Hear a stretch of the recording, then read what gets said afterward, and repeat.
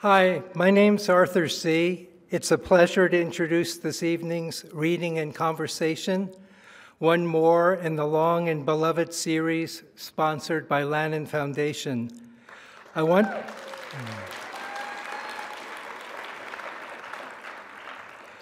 to begin by thanking all the staff and board members of Lannan who have, over so many years, supported literature and enriched the cultural life of Santa Fe and of this country through their wide, varied programming.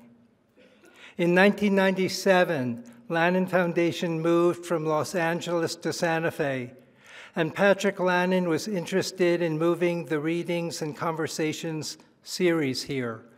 But he wasn't sure if the Santa Fe community would come out and support it. He invited me to curate the inaugural reading series at Site Santa Fe. I invited Derek Walcott to read on May 8, 1997. Staff set up 200 chairs in the main space, and there was still a large overflow audience at that first event.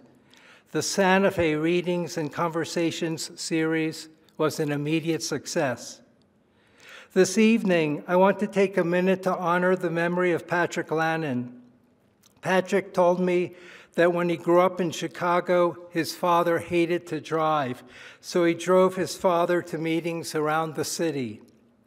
And while Patrick was driving, his father recited poetry, and the sounds and rhythms of poems were formative and unforgettable. Patrick loved poetry. He affirmed the power of a single book to not only enrich the life of a reader, but to deepen and transform that person's understanding of life and of their place in this world. This evening, we are here to celebrate the 50th anniversary of Copper Canyon Press.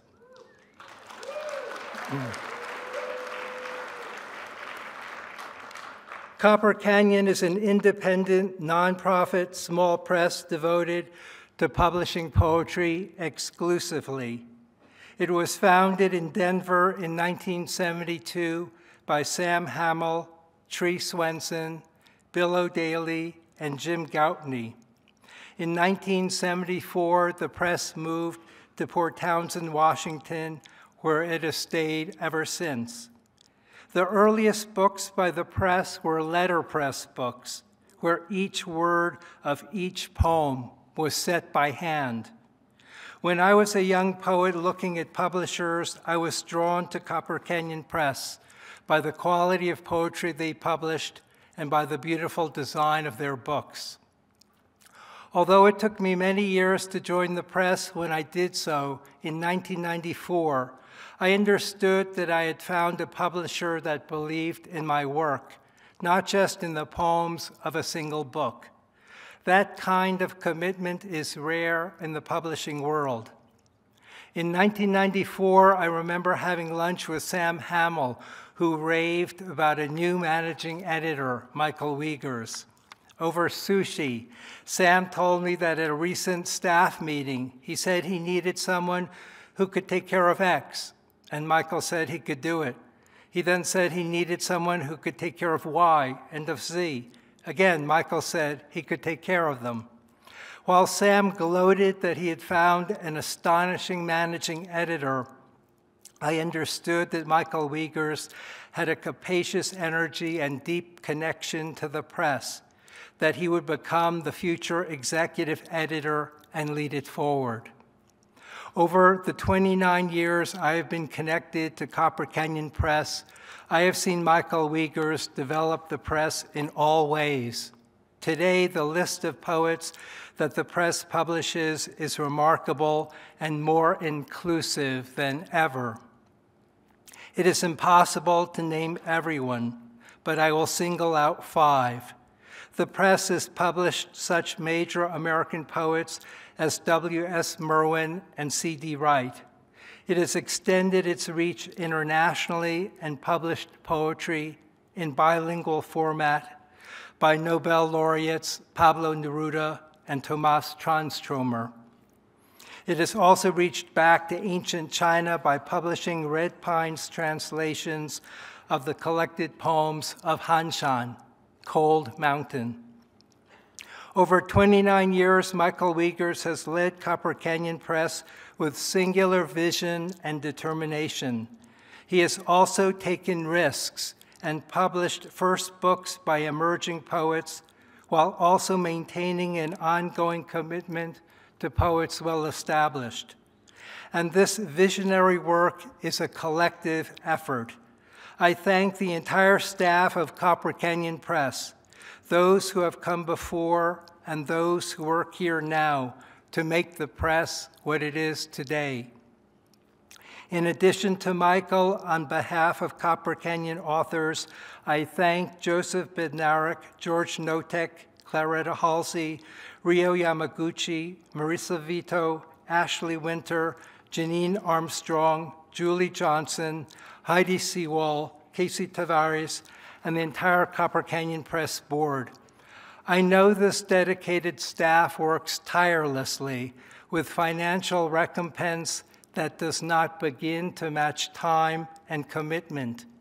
In its utter dedication to poetry, Copper Canyon Press is a cultural treasure.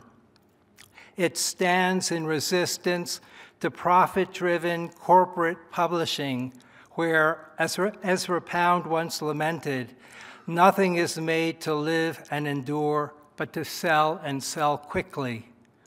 This evening, Michael will introduce the two exceptional poets who are about to read, and I will join them on stage after the readings for a conversation.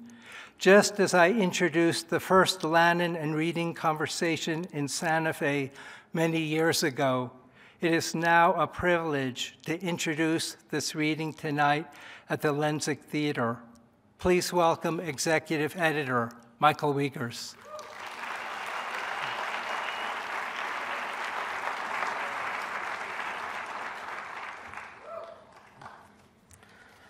Hello. Thank you, Arthur. That's typically very kind and generous of you. And thanks to all of you for joining us tonight here in the Lensic as well as virtually online. I also want to thank Copper Canyon's poets from the past 50 years, including those who are going to be on stage tonight, Arthur, Jericho, and Paisley. And my best wishes go out to Jory Graham, who had hoped to join us this evening but was unable to travel. Our poets have made everything possible at Copper Canyon over the past 50 years, and their work is the promise of the next 50 years. Before I introduce tonight's poets, I want to say a few quick words, I hope not quick, about Copper Canyon Press and our 50th anniversary. In my office at the press, there's a wall of shelves across from my desk that holds all the books the press has published over the past 50 years. Those shelves were built by somebody else and filled by the work of many unseen hands. With each new book I've had the privilege to sign on to be published and added to those shelves, I consider that wall and all the history that it represents. As an independent nonprofit press, I see our role in an activist light. And in the literary history on those shelves, I'm looking for future guidance. In the past, we imagined the future of Copper Canyon. We imagined the future of poetry. When we publish poetry books at Copper Canyon, we're not simply pushing a commodity out into the world to be consumed. We're aiming to engage imaginations, enrich minds, invite beauty, and activate outrage to ultimately transform lives.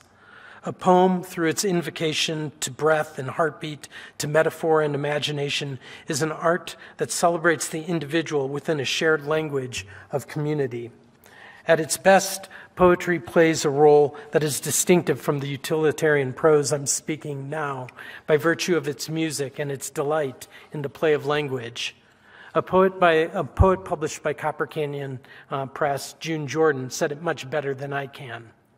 Quote, "And so poetry is not a shopping list, a casual disquisition on the colors of the sky, a soporific daydream, or bumper sticker sloganeering. Poetry is a political action undertaken for the sake of information, the faith, the exorcism, and the lyrical invention that telling the truth makes possible. Poetry means taking control of the language of your life.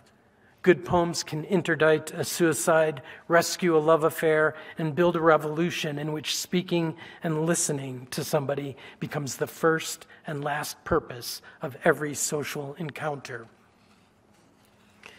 In the books of Copper Canyon Press, in the voices and choices of all those poets we've published, the language of life, the speaking and listening that June Jordan talks about, comes alive on shelves, in pages, between covers, across generations, beyond aesthetics and politics, through each assertion of individual identity that is in search of a social fabric.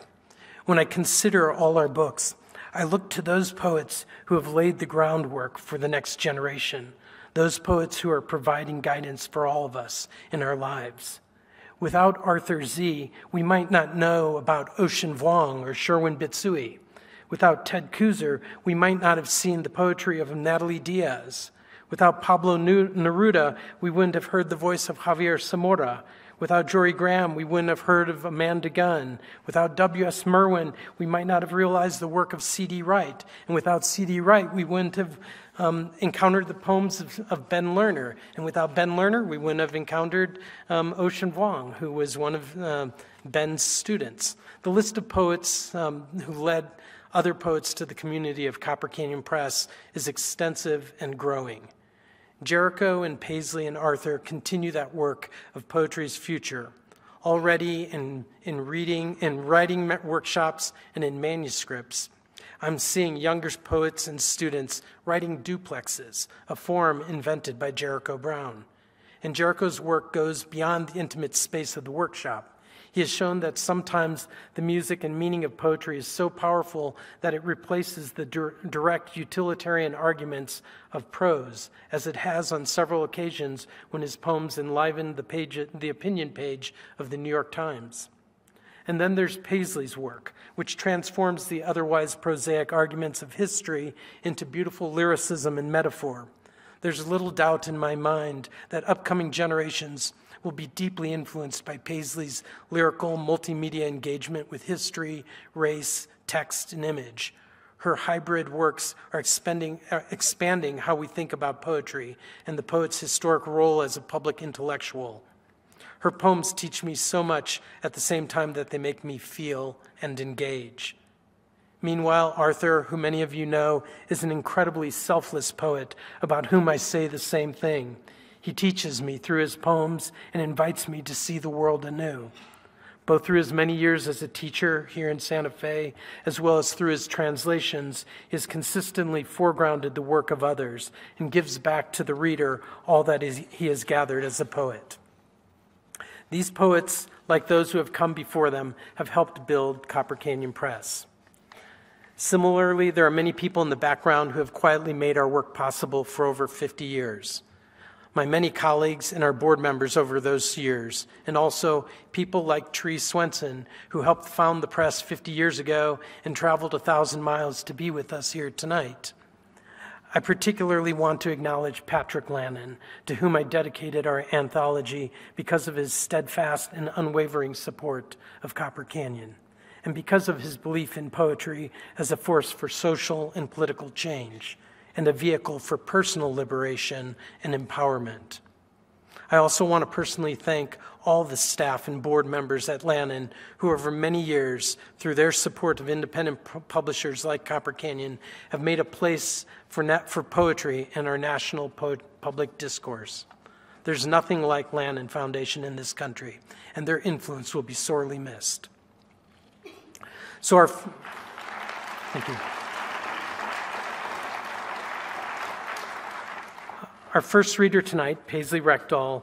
I've had the great pleasure of working with Paisley over the course of 3 books, including Imaginary Vessels, Nightingale, and her most recent collection, West, a translation. I adore her work for its engagement with myth and history, its investigation of trauma, race, sexual assault, and gender, using the tools of classical literature alongside historical texts and popular entertainment, as well as artifacts and documentary photographs.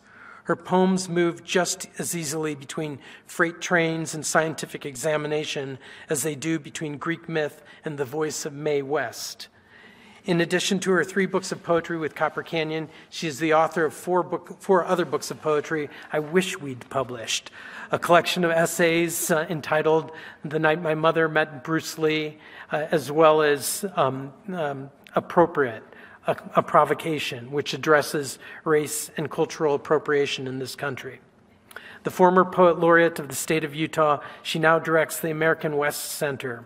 Her newest book, West, a Translation, translates a poem written by a prisoner at Angel Island at the same time that it investigates the role of race in the building of the American West and its railways. It's an extraordinary book, as you'll hear tonight. She is, in a word, a marvel. Please join me in welcoming Paisley Rekdal.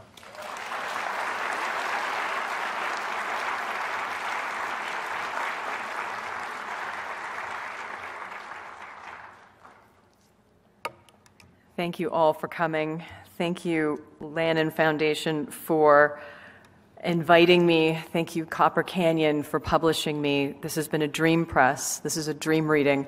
I'm actually a little nervous because I can't see any of you, so I have no idea how many of you are there. And this is going to be a reading where your interaction is actually crucial. So I was asked to write a poem about the Transcontinental Railroad. And because I was the Utah State Poet Laureate at the time, and the 150th anniversary of the Transcontinental's completion was coming up. I'm half Chinese, and so I was more than happy to write them a poem about the Transcontinental Railroad. What I wanted to do, though, was think about entering the history of the Transcontinental through Chinese exclusion. 13 years after the Transcontinental was completed, the Chinese Exclusion Act was passed into law, and it lasted until 1943. It's an act that affected pretty much every Chinese American family on the West Coast, including my own. So I take a poem that was carved into the walls of Angel Island during the Chinese Exclusion Act, and it elegizes a detainee, another Chinese detainee, who committed suicide during that time period. It's part of a dialogic pair.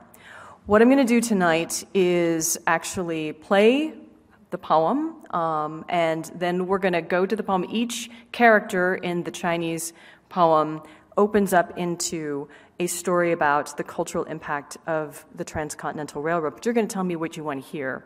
Each poem comes with a lyric note. All the lyric notes together make one essay, and depending on time, I'll be able to read some of those notes. Okay, so here we go. Hopefully this is working. Technology is terrifying. So,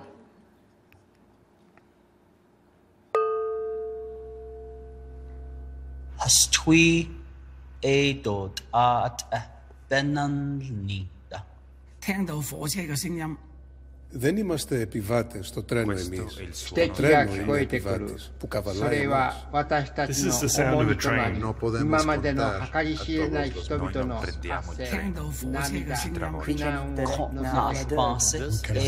This is the sound of a train. No viajamos en el tren. Αυτός είναι ο ήχος ενός We do τρένου. not ride on the railroad. The railroad rides on us. Mikenanish Ebikego Denika Hajo Nahasli.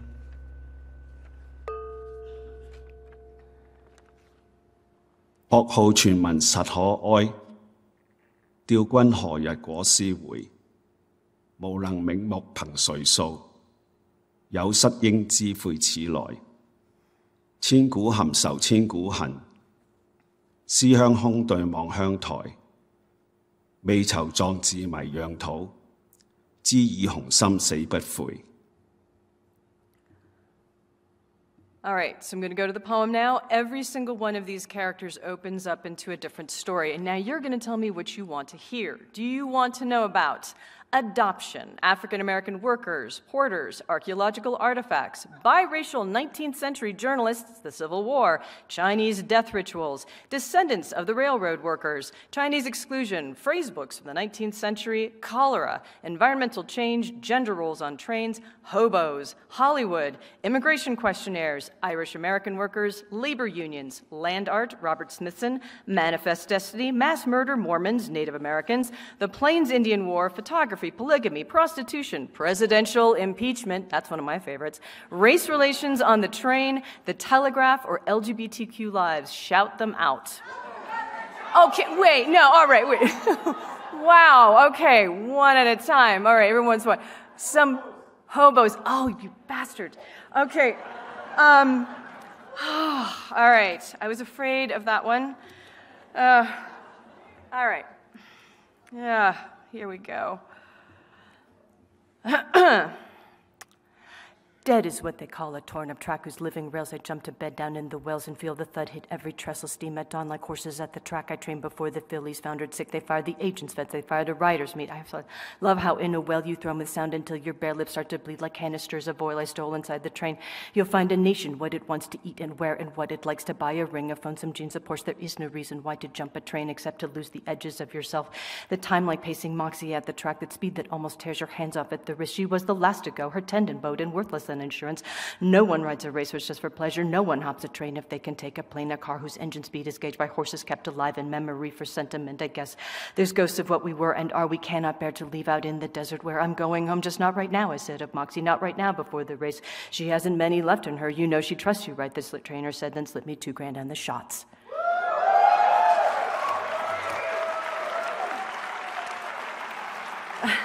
You were supposed to choose that after I had warmed up. I'm really just here to play you videos.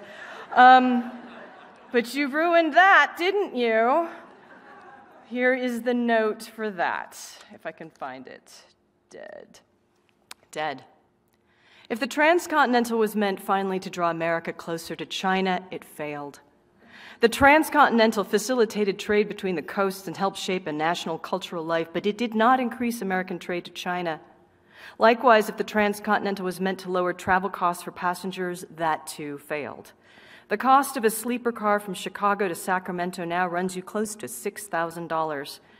Trains traveling to Sacramento are largely empty of passengers, loaded instead with cars, appliances, crates of olive oil, military vehicles, nuclear waste. The train, imagined as an international event, turned us insular. Perhaps the most significant and accidental benefit was for hobos migrating during the Great Depression. Riders, as they call themselves now, are rare because of the cheapness of Greyhound and the ubiquity of the car. Riders jump container cars whose trains stop off for loading. They hide in a container's front and rear in spaces that can fit 2 at a time to sleep, though the open-air exposure means riders have to wear bandanas to keep their chapped lips from bleeding. Riders track safe jumping times with the aid of a Xerox crew change guide that, according to the writers, can never be shared. When I asked one rider why he did it, he said he didn't know. Most people who jump trains now are young, white, middle class. They take aliases on the rails and tend to avoid each other. Another rider I spoke to said they're attracted to the anonymity and the lawlessness. To ride the rails, he told me, you need to like being invisible. After a few hours in the open air listening to the cars rock beneath you, you start hearing shrieks and voices. The sound moves through your body, the way the world to scream you can't turn off. It's as close as he's ever come to an extended hallucination. Maybe that's why the riders you meet are mostly ex-military. The exposure, the noise, the motion, it sends you out of body, out of time. One guy returned from Afghanistan told me it was the only thing that could console him. He said it was the closest thing to being in a war. Okay, so what else would you like to hear? People were yelling a lot. Cholera! You are now my favorite person. No one ever chooses cholera. Super happy about that one. Let me see. That is so dark, right? That's so dark. I'll play with the subtitles so you can all see the work I did. The work I did. Barry. First, it was a pocket watch the archaeologists unearthed. its plated chains strangled inside this grave's mast roots, black hands clawing at 12 and 2. Trains run on time as well as coal, the company owners knew, so that the iron cars could pass each other untouched in the dark. Proximity requires partition. One must invent zones, rules, schedules. One must assign value to what threatens the capital, what counts as a loss. Someone fevers in his rented room. Someone coughs and claps a hand to another's back, and a ghost of hours passes like a shadow straight through you. Only a matter of time. Once the cholera came before they'd point to us, the company men, who left our bodies where they were felled, spike handlers, carpenters, Irishmen, all bludgeoned and dumped at Duffy's Cut. Beside these tracks, they hired us to build. Barry. Oh, thank you. Yeah.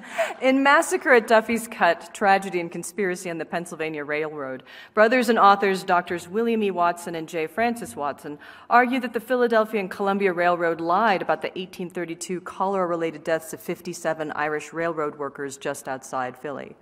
They claim it wasn't cholera that killed them, but mass murder sparked by panic over cholera. While not a story about the transcontinental, a cholera story is still about the train. Both the Irish and the railroad were blamed for the spread of cholera, the Irish incorrectly, the railroads correctly, as ease of travel made disease transmission more rapid among growing populations. Cholera readjusted our ideas of space and community, just as the railroad changed our ideas of time. Because of the train, phrases such as time's up, time's a-wasting, and the train is leaving the station entered our vocabulary.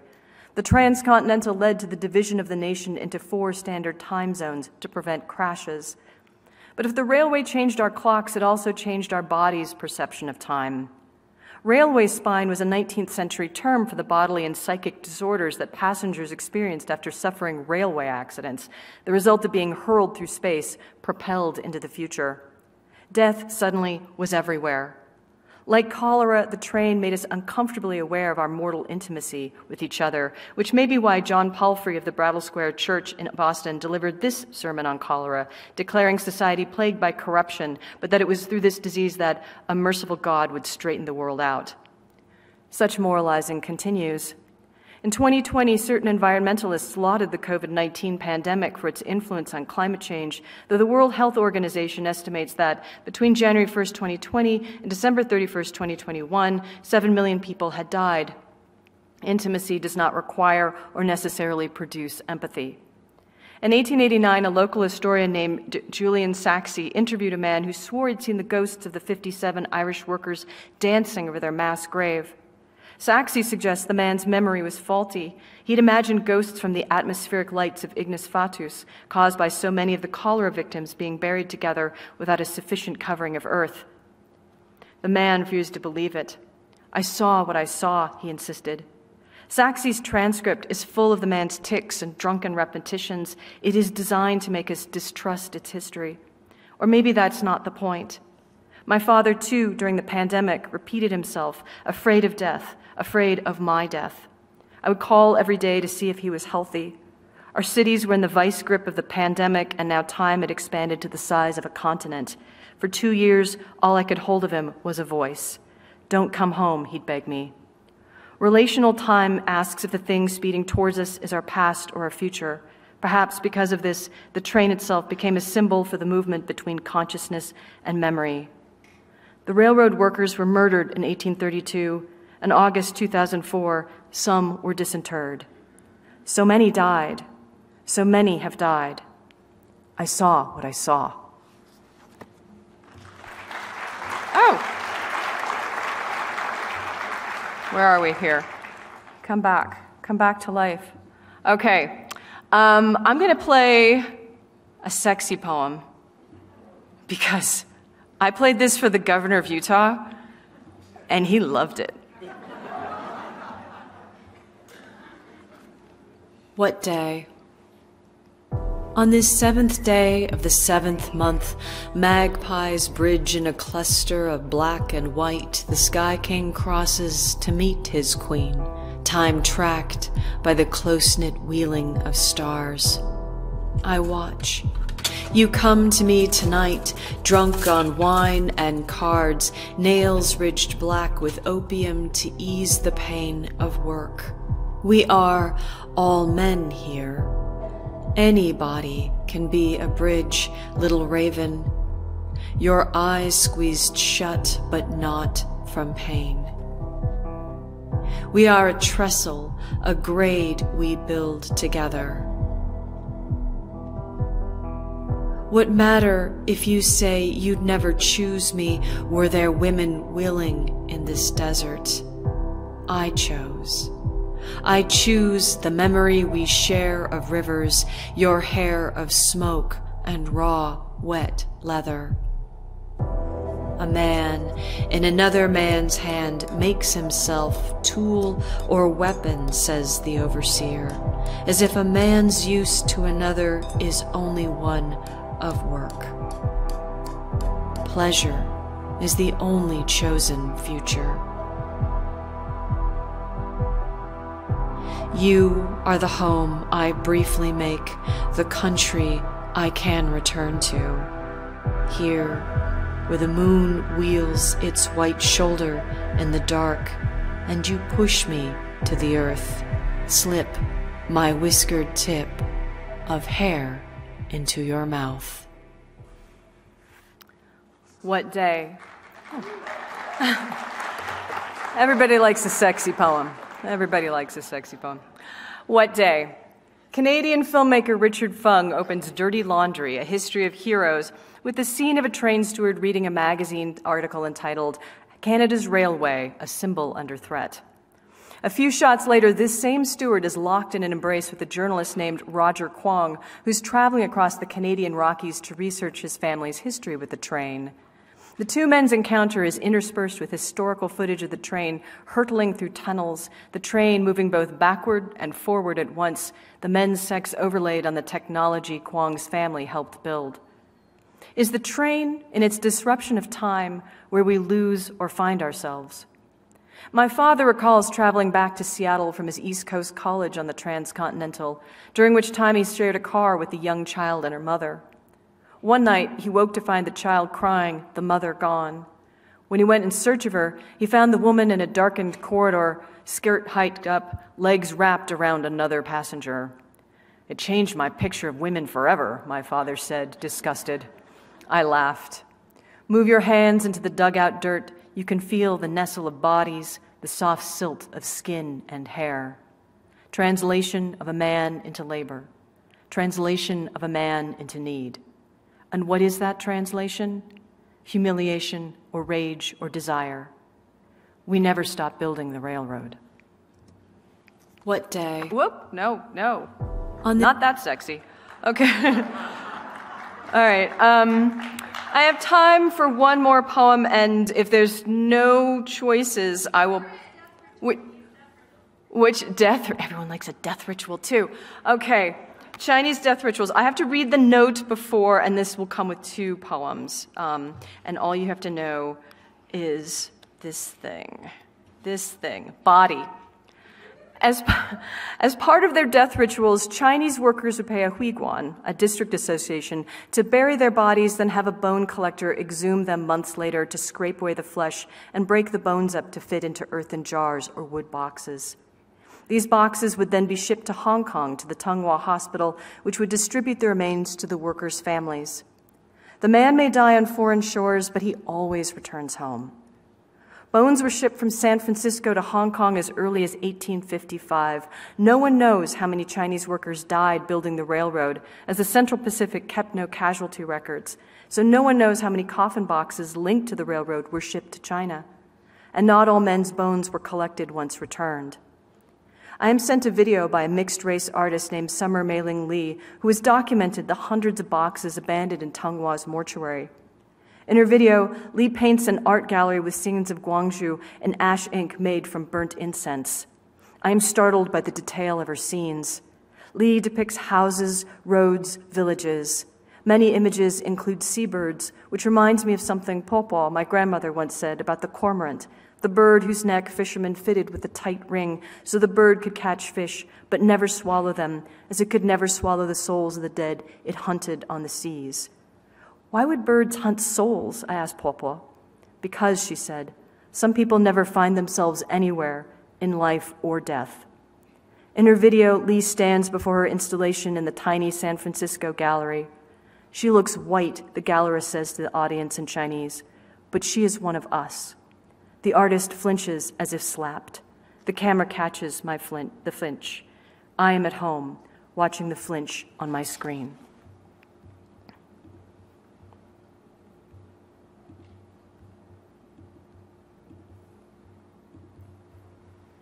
Body.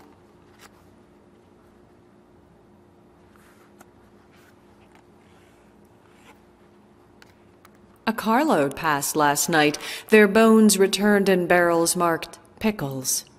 Thick as bees, ants, locusts, celestials lay siege to nature in her strongest citadel.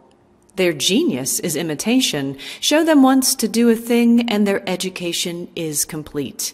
Wherever you put them, you'll find them good. They can withstand freezing, hunger, thirst, and heat, their simple, narrow, but not dull minds running in old grooves. Congealed quantities, crystals of social substance. Unicated as boys or sodomites, they breed defunct in the heat of germs. They can be shipped to shore in great quantities. Even their clothes come, identical, studded with rivets.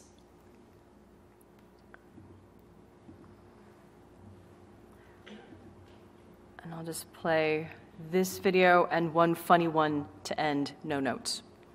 Return. If falling leaves return to roots, what grows when leaves cannot be gathered? What returns if not the body? What remains if not the soul? Who is to say these graves empty of their bones mean only loss, not that these men escape death's hold entirely? They are not home, but they are not here either, or have become so full of here, we need another word than gone. So throw out the cormorant, its leg tied with silken ropes. Let it drag the air for memory. Over and over, as many times as you want. You can't snare what isn't missing. This country claimed their bodies. It never trapped their souls.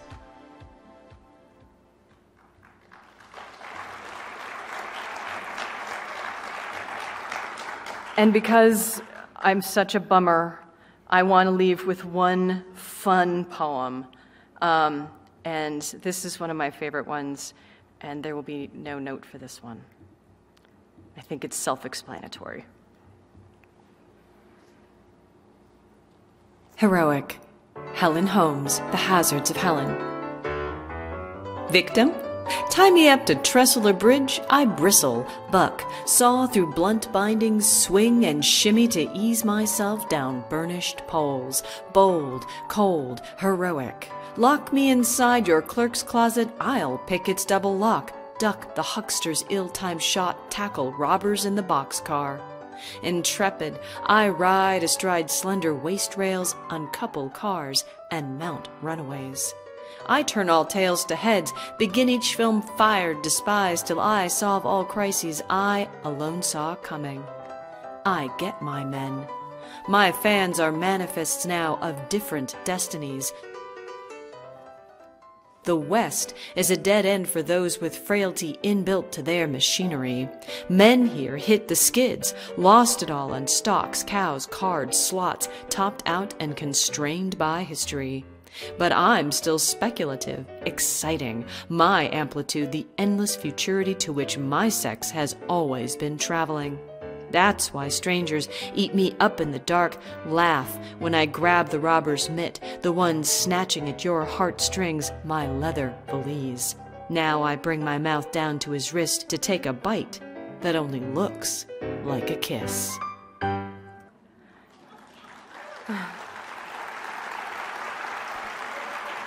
Thank you very much.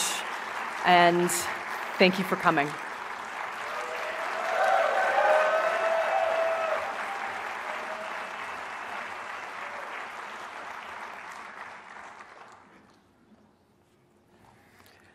I've had the great fortune to work with Jericho Brown on The Tradition, for which he was awarded the Pulitzer Prize in Poetry. The moment I read that manuscript for his book, I knew that it was something really special. Over the course of the following months, he humored me as I lightly scribbled in the margins of his remarkable, beautiful book.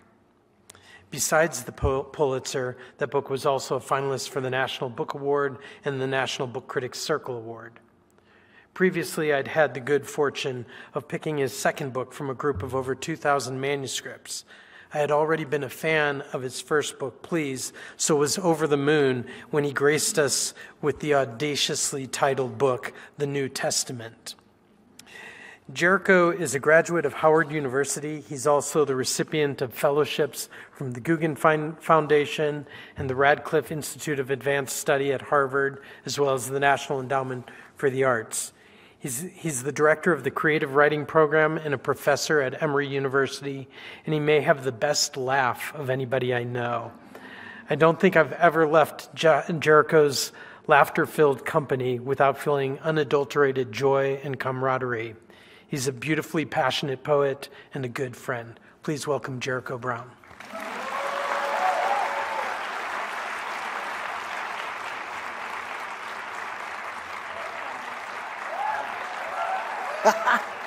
Hi. Hello. Big thank you to Michael Wiegers for that really nice introduction. I have to say this. I actually graduated from Dillard University in New Orleans, Louisiana, and not Howard University. And I have to correct that only because the people at Dillard will see a video like this and beat me down if I don't say where I went to school.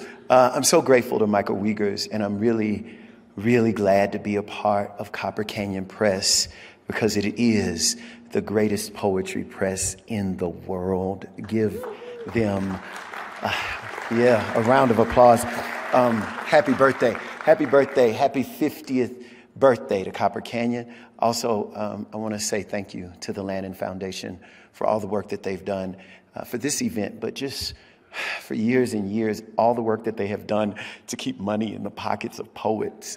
Thank you, Lannan.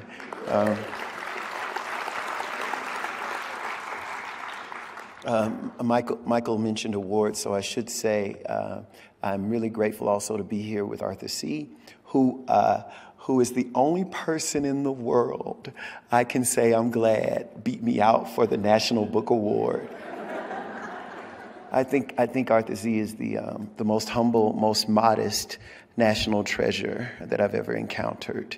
And it's always a pleasure to be anywhere near Paisley Rekdal, whose work is so completely necessary to my work. I think of her as a huge influence of mine. I love her poems. I've told her that before. I'm sure it gets on her nerves. I'm like a fan. I'm going to read you some poems. Is that okay? Can I read you some poems? Where I'm from, we always begin with prayer. So I'll start with a poem that is a prayer.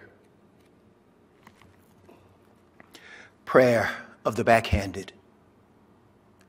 Not the palm, not the pear tree switch, not the broomstick, nor the closest extension cord, not his braided belt, but God. Bless the back of my daddy's hand, which, holding nothing tightly against me and not wrapped in leather, eliminated the air between itself and my cheek.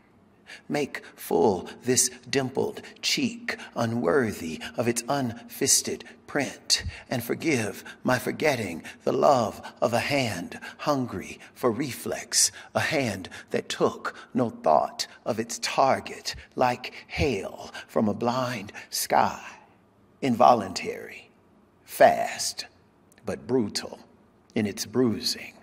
Father, I bear the bridge of what might have been a broken nose. I lift to you what was a busted lip. Bless the boy who believes his best beatings lack intention, the mark of the beast. Bring back to life the son who glories in the sin of immediacy, calling it love. God, save the man whose arm, like an angel's invisible wing, may fly backward in fury, whether or not his son stands near. Help me hold in place my blazing jaw as I think to say, excuse me.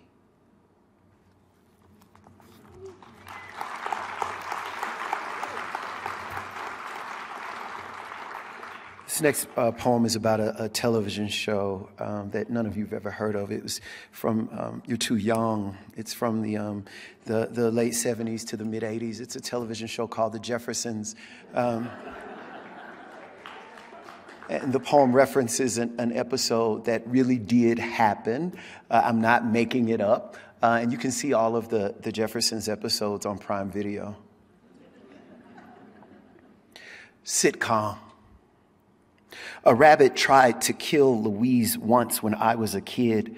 I'm saying Louise now, but I'd have said Miss Louise then as she appeared on our screens once a week wearing blues I haven't seen since. Her long hair curled, combed out, and pushed up into a volume so thick you felt both the power of an afro and the requirement of a relaxer on a woman rounder than most of her penthouse neighbors. Hair that wouldn't move no matter how much she shook when she yelled at her husband or when trapped by a man dressed as a rabbit who wielded a snub-nosed .38 special we thought scary before we knew what an AR-15 could do.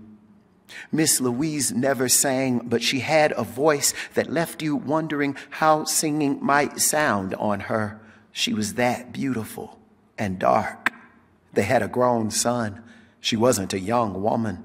By the time I saw the Halloween rerun, the youngest men in my hometown had organized themselves into colors, red and blue.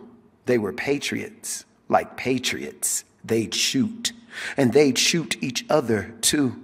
They'd shoot you if you accidentally scuffed their shoes at a club or a concert.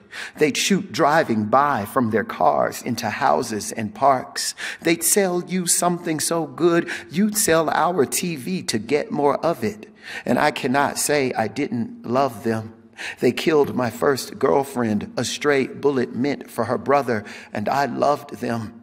They killed my cousin, but some of them were my other cousins, and I still loved us in all my fear of our gold teeth and oversized dickies. They'd kill me today, yet remain a problem I mean to solve. I'm grown now. I know Louise was the star of the show, the leading lady. No writer would kill her off on a sitcom. Murder is meant for real life. Anybody can get a gun, but nobody kills Louise Jefferson. There is a place where black people don't die, a deluxe apartment in the sky. All week I worried about the next episode. Mornings I dressed myself and my little sister, making sure we wore nothing that looked like the flag. And when the appointed night fell, the jokes were still funny. The rabbit apprehended. The white rabbit didn't murder the black lady. No, not on TV.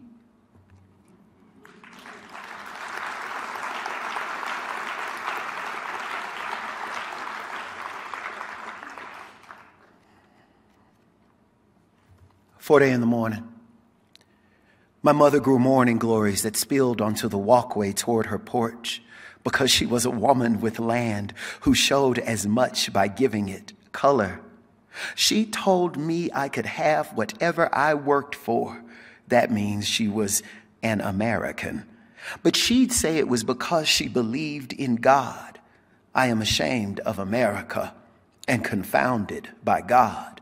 I thank God for my citizenship in spite of the timer set on my life to write these words.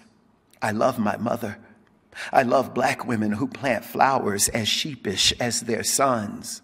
By the time the blooms unfurl themselves for a few hours of light, the women who tend them are already at work, Blue, I'll never know who started the lie that we are lazy, but I'd love to wake that bastard up at 4 in the morning, toss him in a truck, and drive him under God past every bus stop in America to see all those black folk waiting to go work for whatever they want. A house, a boy to keep the lawn cut, some color in the yard. My God, we leave things green.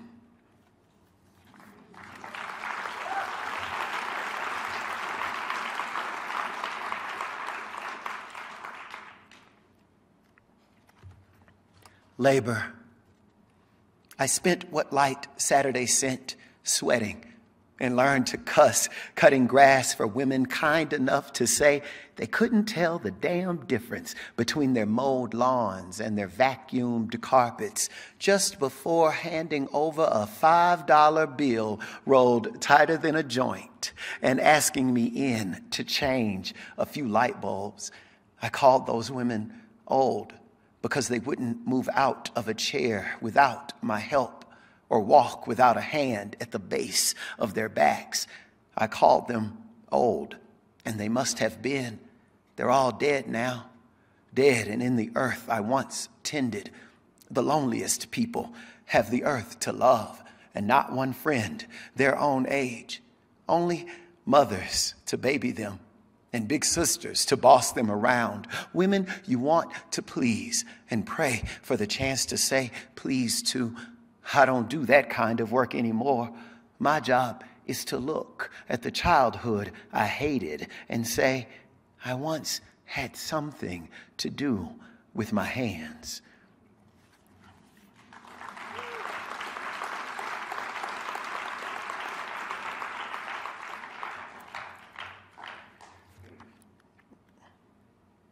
This next poem makes use of that epic poem, The Odyssey.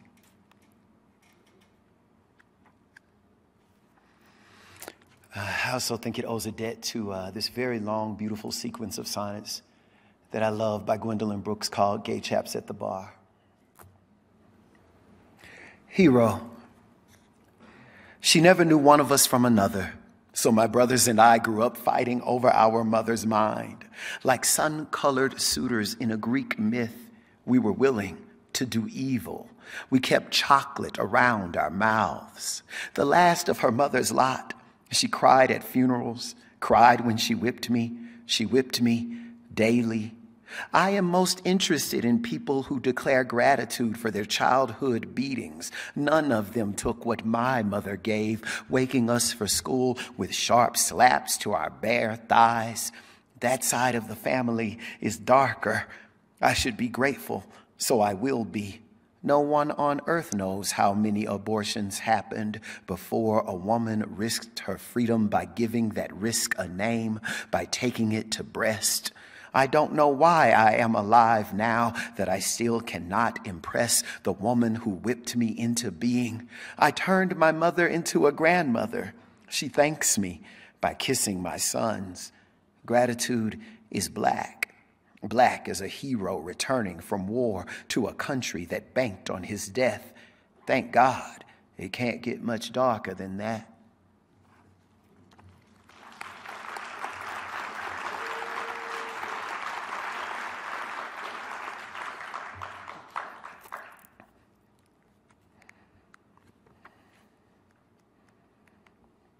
For this next poem, you may want to know that Janis Joplin recorded the Gershwin Standard Summertime with Big Brother and the Holding Company for their 1968 chart-topping album, Cheap Thrills.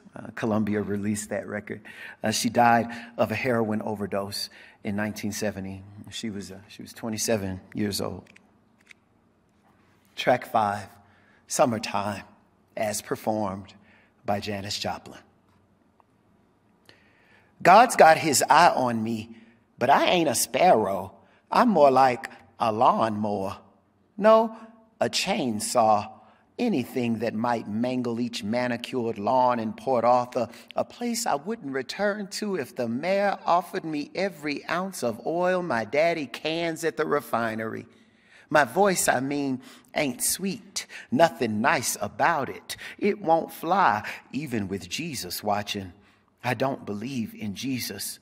The Baxter boys climbed a tree just to throw persimmons at me. The good and perfect gifts from above hit like lightning, leave bruises. So I lied. I believe, but I don't think God likes me. The girls in the locker room slapped dirty pads across my face. They called me bitch, but I never bit back. I ain't a dog. Chainsaw, I say. My voice hacks at you. I bet I tear my throat. I try so hard to sound jagged. I get high and say one thing so many times, like Willie Baker, who worked across the street. I saw some kids whip him with a belt while he repeated, please. School out, summertime, and the living lashed. Mama said I should be thankful that the town's worse to coloreds than they are to me, that I'd grow out of my acne. God must love Willie Baker, all that leather, and still a please that sounds like music. See, I wouldn't know a sparrow from a mockingbird. The band plays, I just belt out, please. This tune ain't half the blues. I should be thankful. I get high and moan like a lawnmower so nobody notices. I'm such an ugly girl. I'm such an ugly girl. I try to sing like a man boys call boy. I turn my face to God. I pray. I wish I could pour oil on everything green in Port Arthur.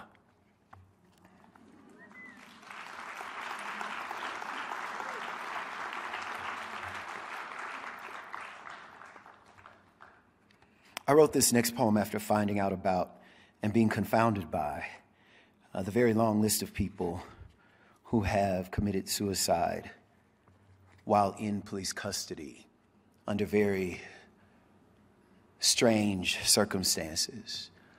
Some of those people include Jesus Huerta in North Carolina, who after having been patted down while handcuffed on the walk from the police cruiser to the building where he was to be booked, somehow managed to supposedly shoot himself in the back corner of his head.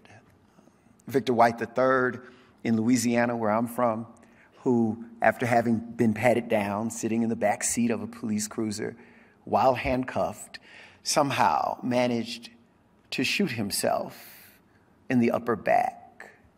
Sandra Bland in Texas, who after a day of fighting for her life, hung herself with a trash bag in a cell where there is live footage. That live video footage goes out just before she hangs herself with the trash bag. According to the coroner, that footage must have gone out at just the moment that she hung herself with the trash bag.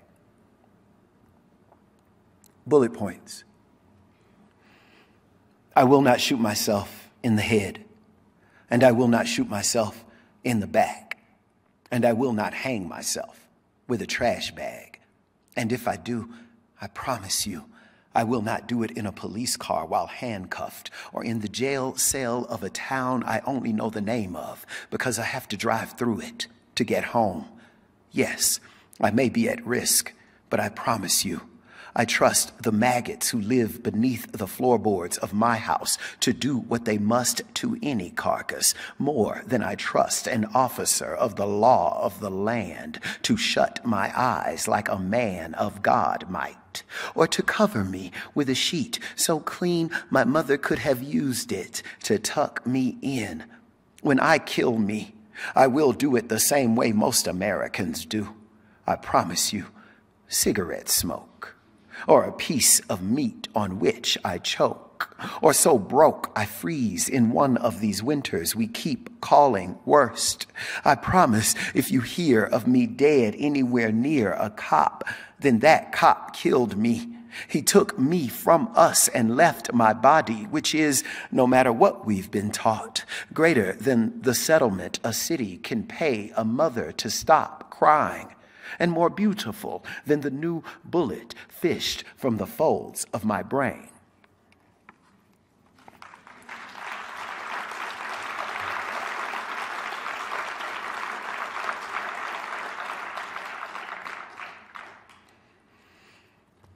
This next poem makes use of the Greek myth of Ganymede, because poets can't get enough of Greek myth.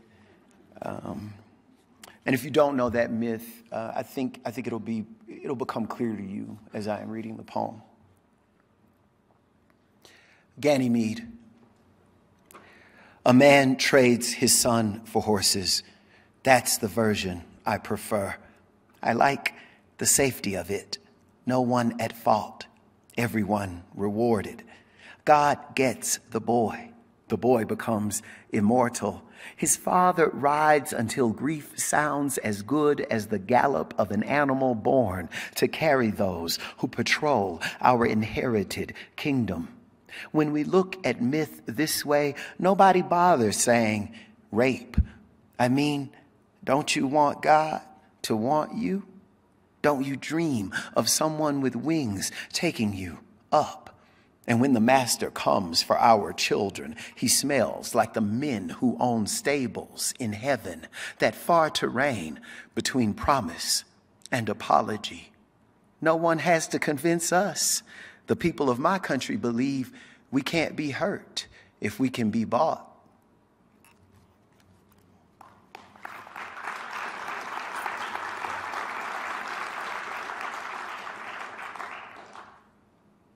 I'm reading to you retrospectively, which is to say, I'm reading a bit from my first book, Please, a little from my second book, The New Testament. My mother's still angry with me about that title. And from my most recent book, The Tradition, as well as some new poems. I had to read a new poem because my editor's here. The Tradition, one of the features of my most recent book, The Tradition, is a form I invented called the duplex. The duplex is at once a hustle, a sonnet, and a blues poem. And I'll read one for you now so that you can see how all those forms are working in this single form. Duplex. I begin with love, hoping to end there. I don't want to leave a messy corpse. I don't want to leave a messy corpse full of medicines that turn in the sun. Some of my medicines turn in the sun. Some of us don't need hell to be good. Those who need most need hell to be good. What are the symptoms of your sickness? Here is one symptom of my sickness. Men who love me are men who miss me. Men who leave me are men who miss me in the dream where I am an island. In the dream where I am an island, I grow green with hope. I'd like to end there.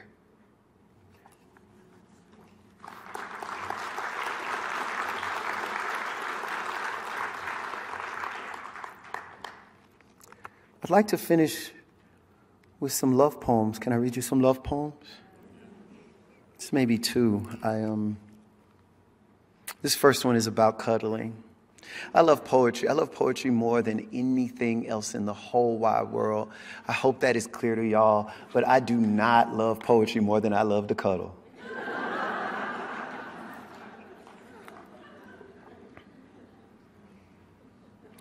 Stand. Peace on this planet, or guns glowing hot. We lay there together as if we were getting something done. It felt like planting a garden or planning a meal for a people who still need feeding. All that touching or barely touching, not saying much, not adding anything. The cushion of it, the skin, and occasional sigh. All seemed like work worth mastering. I'm sure somebody died while we made love. Somebody killed somebody black. I thought then of holding you as a political act. I may as well have held myself. We didn't stand for one thought, didn't do a damn thing. And though you left me, I'm glad we didn't.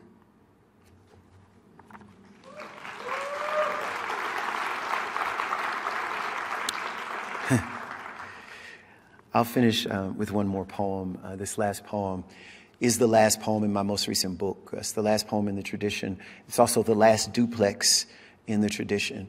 I should tell you the story of how this is the perfect audience. I'm going to tell you the story about how this poem got written.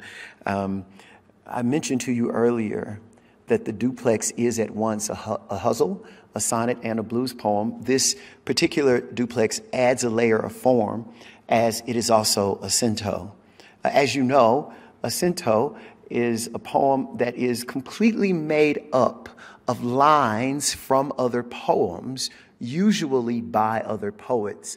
This cento is a little different because it's made up completely of the lines from the other duplexes in the book, because I'm a nerd. The other reason this poem exists is when I sent the manuscript for this book to Michael Wiegers. Michael Wiegers called me on the phone and told me, I think you need another duplex. I had 40 duplexes around my house. I mean, I was sick of duplexes. Y'all know what I'm saying? And I was like, Michael, please don't make me write another duplex. And do you know that that man repeated that to me? I think you need another duplex. So I was so angry that Michael was making me write another duplex that I refused to use any new lines for the new duplex. So we got a poem out of it, and here you go. Duplex, cento.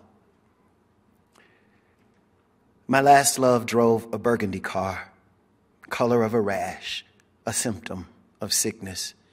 We were the symptoms, the road, our sickness. None of our fights ended where they began. None of the beaten end where they begin. Any man in love can cause a messy corpse. But I didn't want to leave a messy corpse obliterated in some lilied field. Stench obliterating lilies of the field, the murderer, young and unreasonable. He was so young, so unreasonable, steadfast and awful, tall as my father. Steadfast and awful, my tall father was my first love. He drove a burgundy car. Thank you so much.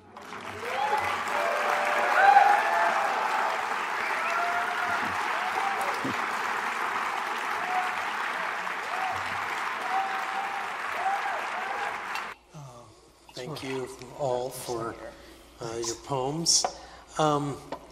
So in one of my favorite poems that we've published by the Spanish Nobel Prize winner Vicente Alexandre, it's a poem called Who I Write For, and he lists all the living and the dead, the ordinary, the extraordinary, the terrible people he writes for. And he writes for those who don't even read his poetry. It's a really exquisite poem, and makes me wonder, who do each of you write for? Or who do you imagine on the other side of your work reading it? Do you have an idealized reader, or you tossing pebbles into a pond and hoping they make a ripple or skip across to the other side? I have an answer to this question. Thank God. Good. I think, I know when I wrote my first book, I was writing a book for me when I was 19. Mm-hmm. I loved poetry so much when I was a kid growing up. And I think part of what makes me a poet is no matter, to read, like, what are you writing? You read Hopkins and then you want to write a poem? Like, why are you, really? Do you know what I mean? So I think for me, it's always been about some version of myself. And that version of myself is the self that goes to poetry for answers. And yet I get plenty of answers from poetry, and yet I always feel I'm missing something. And so when I'm writing, I'm trying to write the book that I wish existed. I'm trying to write the book that I don't see in the library or the bookstore. And I want to read that book, and since it doesn't exist, I have no choice but to write it. So it's sort of, I guess, cliche to say that I am my audience, and yet I am my audience. But I am my audience by way of a history of ancestry of poetry that goes back in the English language way long before my literal ancestors were made to speak English. I think that's a great answer because, I mean, for me, I feel that I am writing mostly to understand my own mind. Like, I don't feel like I understand the world or my experiences in it until I can put it into poetry. And so in that sense, I feel like I am writing for myself or writing at myself, writing into myself. But working on West was a really unusual project for me because it was a commission. I was asked to do this. And when I was approaching this material, I suddenly realized there was nothing but absence. Like, the people I was writing to and about, they had not been archived. There were no documents were preserved. And it seemed like such an incredible loss. And I found myself thinking that I had a real duty. This is the first time I've ever felt that in my life as a writer. I've been blessed with the kind of freedom of indifference by the world. Like, no one cares what I write. But in this case, I felt that people did care. There was a political assignment that was given to me, because when you're a poet laureate, it's always political work. And this was a political topic. And so when I wrote this, I kept thinking about all of the people who did not have these histories preserved. And so this was a book, the most public-facing book I've ever written, and it is specifically for people. And I remember the best thing that ever happened to me was giving this reading at the governor's mansion, and a couple of descendants of the Chinese railroad workers were there. And they came up and they were crying. And I've never had that experience. Usually someone comes up with a complaint or a footnote. You got that wrong. But in this case, they were just like, it's a cliche to say it, but they felt seen. And it's true, because the archive does not see many of us. The archive has no interest in preserving us. And for me, now I'm asking that kind of question, which is, what is it that poetry does as an archive? What is it that poetry struggles to present and keep us all alive in each other's cultural memories? What would you say? Yeah, these are great answers. He thought he was going to get back. Yeah, I know. You're up here, buddy. You're on it. I don't have an ideal reader. I think when I'm writing, I'm trying to write from my deepest place inside myself and to discover things that I don't know that were there. And I like what you quoted about Alexandria writing poems for people who don't even care that poems are being written, because on the deep level, I think poems have a kind of urgency. And yes, you want the poem to be read by people you know, by strangers. You want it to be a discovery, an experience, a journey. But there's also a sense of urgency, that the poem needs to be written, that it might be a long time before a reader finds it and connects with it, but the poem still needs to be written. And that sense of urgency coming out of language and emotion and imagination is, I think, what propels me. So before we came out here, you were saying that you had read some new poems, and that it always makes you nervous to read new poems. And so, relative to the last question in archiving poems or archiving knowledge, I'm curious, do you feel why do books matter? Does to you? I mean, and towards this idealized, or not idealized self, you said that you're writing toward a version of yourself. Does the book reinforce that version of yourself? Yeah, I think whenever I write a book, I find that when I'm writing poems, I'm not thinking about subject matter. Subject matter emerges over time. I notice, I have 40 pages of poetry about shoestrings. And so I am clearly really interested in shoestrings these last 4 years of my life. And so my book should be called The Tennis Shoe. Do you understand what I mean? And that's really how I work. And I find that when I finish a book, I am reconciled to the subject although I wasn't trying to be, I am a bit more, I'll say, reconciled to the subject about which I was writing, that I see it newly. I think it has to do with what Paisley was saying about how poetry organizes thought. When I make a book, I've finally figured out what it is that would not stop my obsession about blank or about whatever. Do you understand what I mean? And so, and when I say I'm writing two versions of myself, I mean that different parts of me need different poems, and there are different parts of me that need to be reconciled to different subjects. You know? Yeah, the discovery about what you're writing about is funny because when I was working on Nightingale, for example, I started that as a lark. I mean, I was rewriting Ovid's Metamorphoses, you know, just for fun, you know, because I had time. And I just thought, well, and I loved it because I was like dealing with character. These are really highly narrative poems, and so I was able to deal with psychology and dialogue and plot, and I was so excited. It just seemed like being an actor or something for a moment. And I thought I was having a really great time until I was talking to someone and someone said to me, well, that's a really rapey book. And I said, no, it's not. And then I'm like, yes, it is.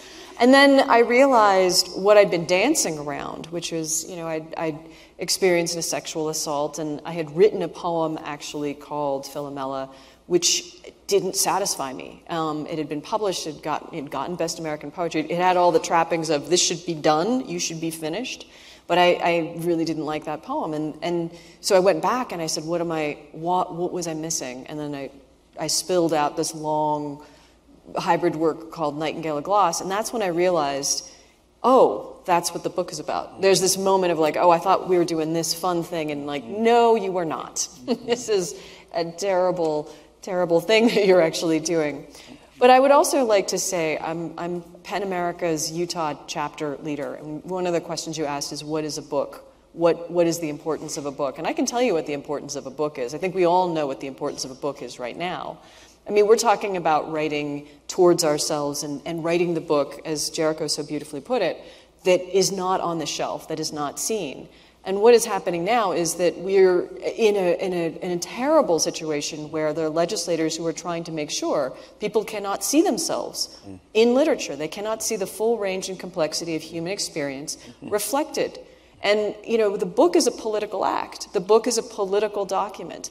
Even if it pretends not to be political, it is. We should all be caring very, very much about the fact that we don't have, we're in a culture right now which is asking questions about, are books dangerous and should we remove them from the shelves? Because when we're writing about ourselves and we're writing ourselves into being, we're helping other people write themselves into being too. And it's everyone's right to see their own lives reflected in literature. And I just feel that very strongly. So the book, I'll fight to the death for the book.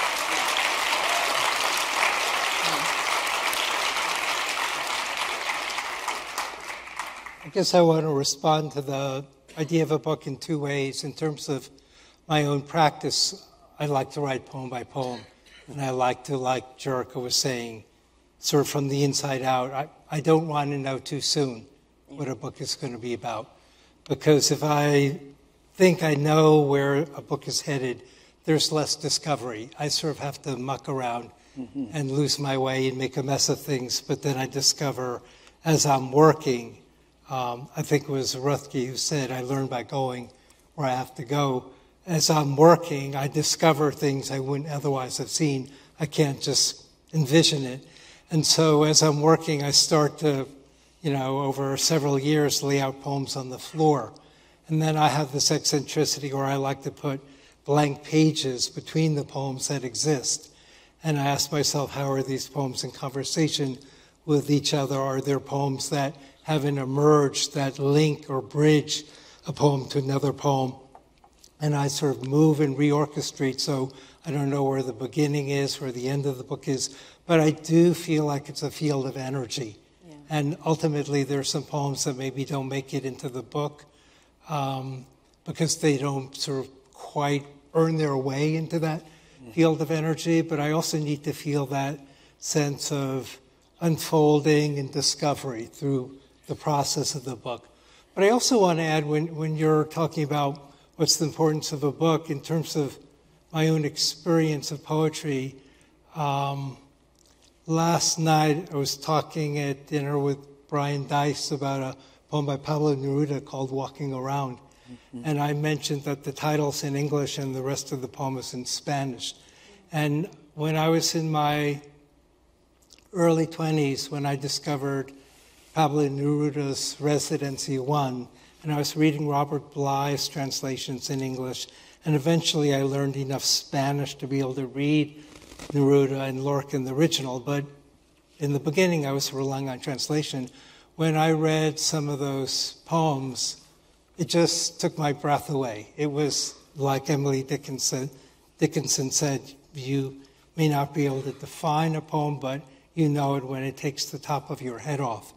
And when you find a book of poetry that is really powerful like that, it totally just galvanizes your energy. It was like, it took my breath away. It's like, this is a book of poems that is astonishing, that I wanted to read and reread and reread and sort of live through that.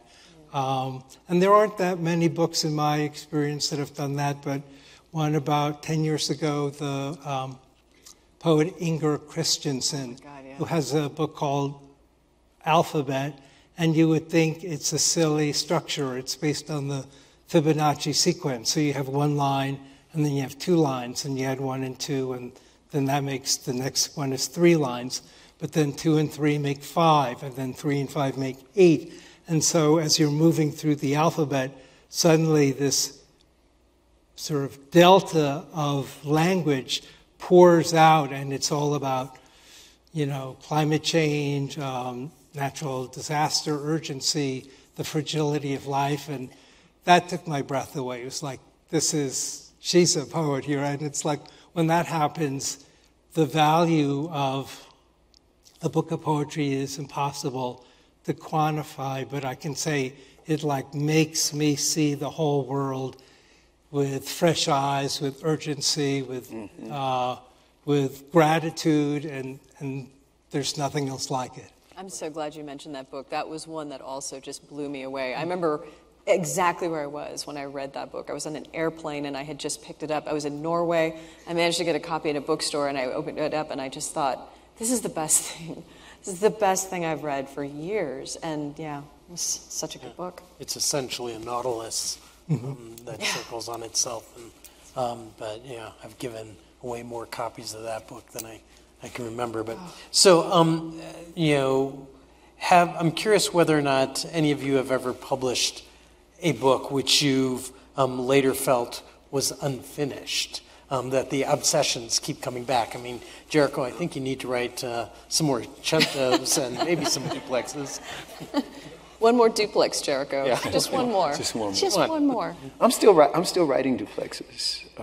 So I imagine if I ever have a book again, maybe they'll be in that book. I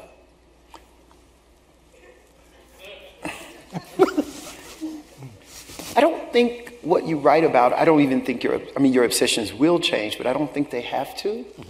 And I don't think they have to change because the perspective from which you will see them will always be shifting, because life will change around you. You will get older, you'll fall in love, you'll fall out of love. What I love about poetry is I read a poem about a tree, and the tree that I saw every day that I thought I felt a certain way about, I see that tree differently. And so I don't think I would ever put out a book that I thought of as unfinished, and I hope you would never let me. But I don't mind if themes from past books reappear in new ones. I expect them to, Yeah, I think the questions don't change, they just get deeper.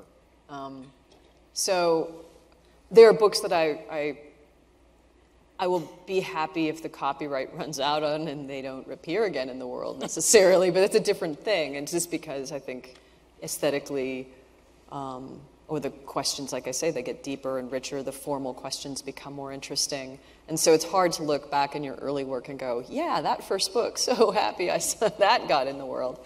So, but yeah, no, I think, well, I did write a book about cultural appropriation in literature, and actually that is probably the one book that's guaranteed, as soon as you're done, someone's going to do something awful that you didn't anticipate, and then you're like, oh, I should have written a chapter about that.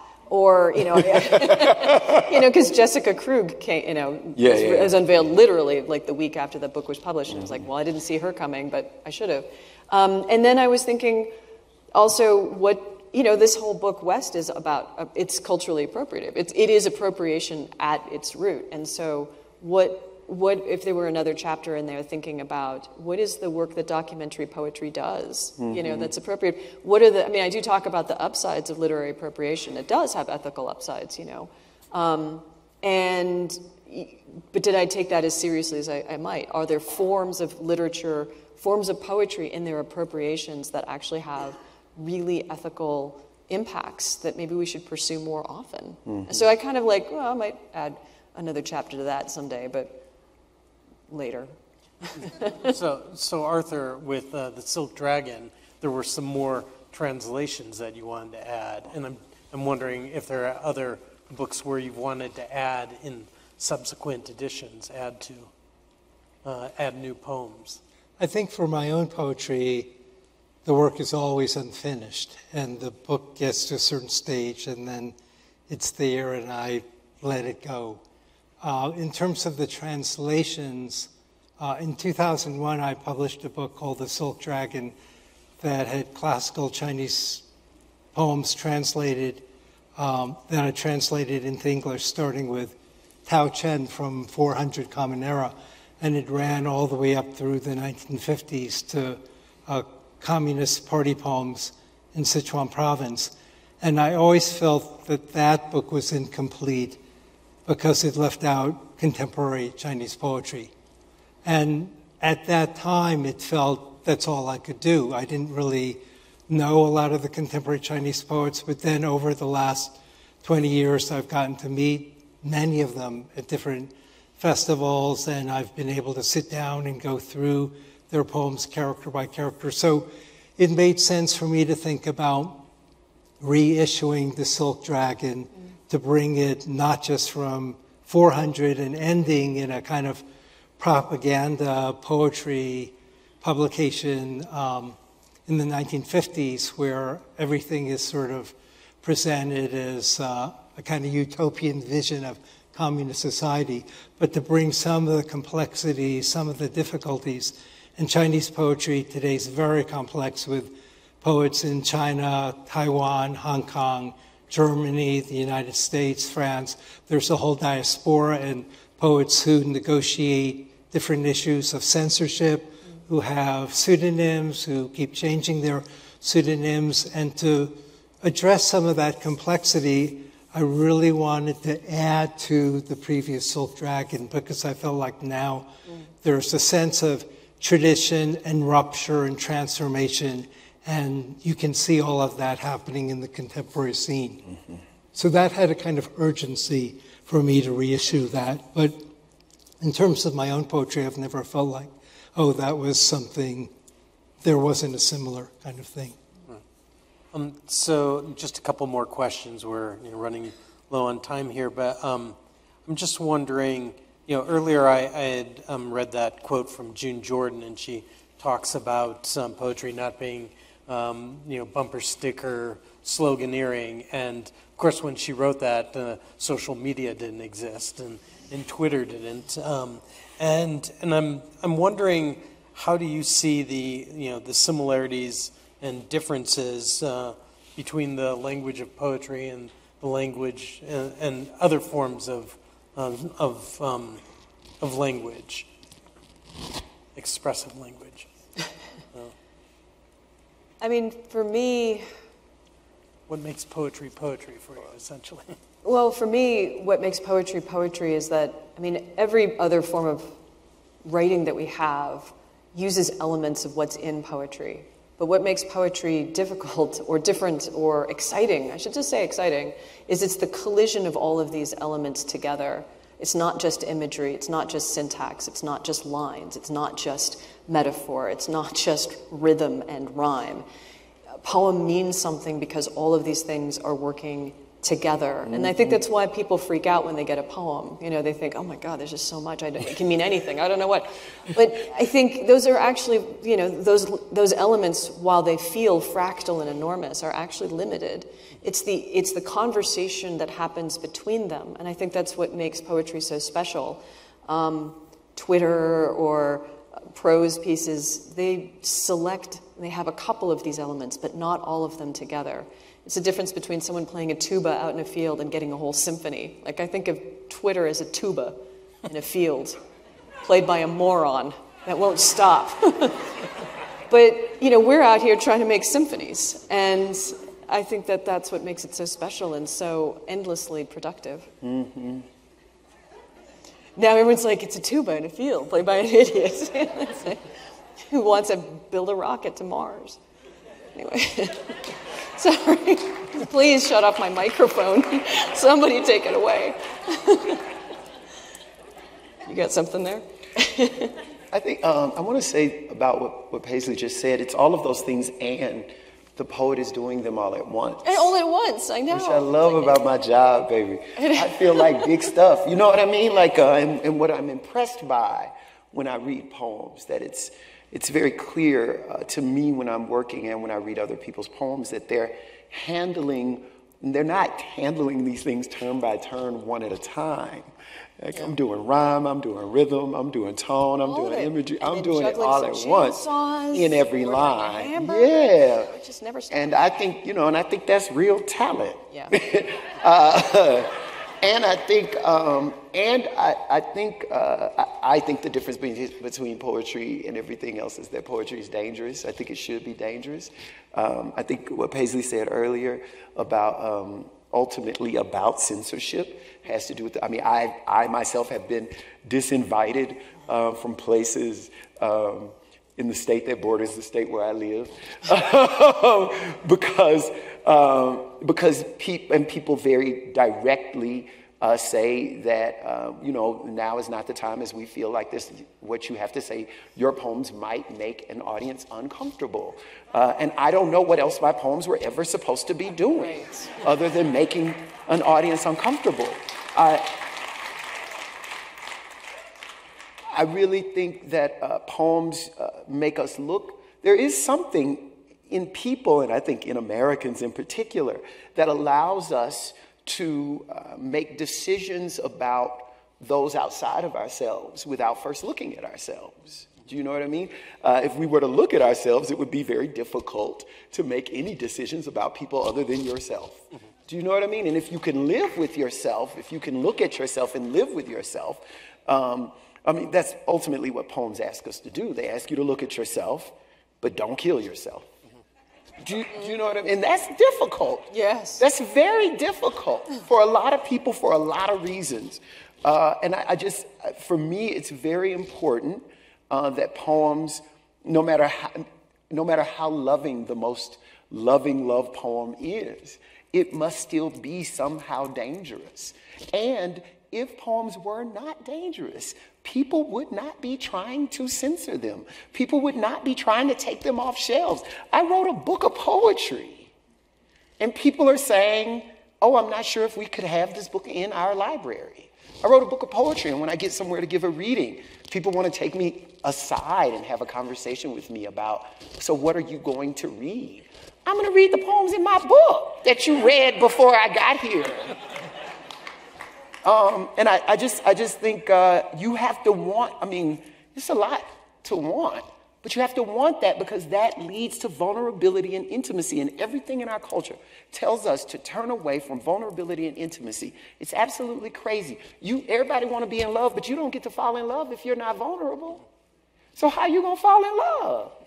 Do you understand? So, I'm sorry, I'm talking, I'm turn my mic off. Anyway, that's all, I'll stop. Yeah, part of that, and then I want to have Arthur answer, is I was thinking of Hayden Carruth's great line that what a poem is never to be known, for which I've learned to be grateful. And I think, so what's dangerous is sometimes uncertainty and not knowing, and as you say, vulnerability. Yeah. So, I would just add to the conversation that I think poems, in contrast to say social media or newspapers or whatever, require us to slow down, to pay attention to language, to care about language, to care about meaning, and to read and reread and reread.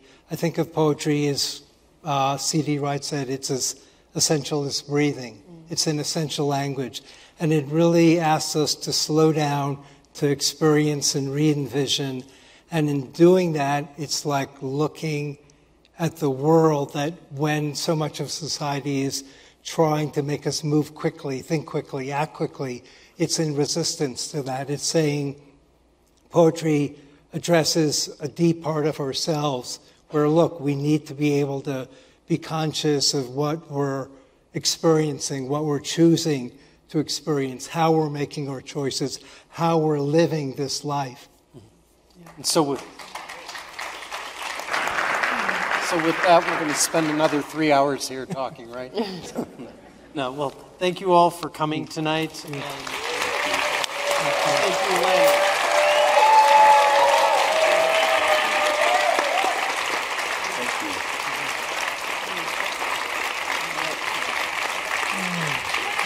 That was great. Oh, look at all those people.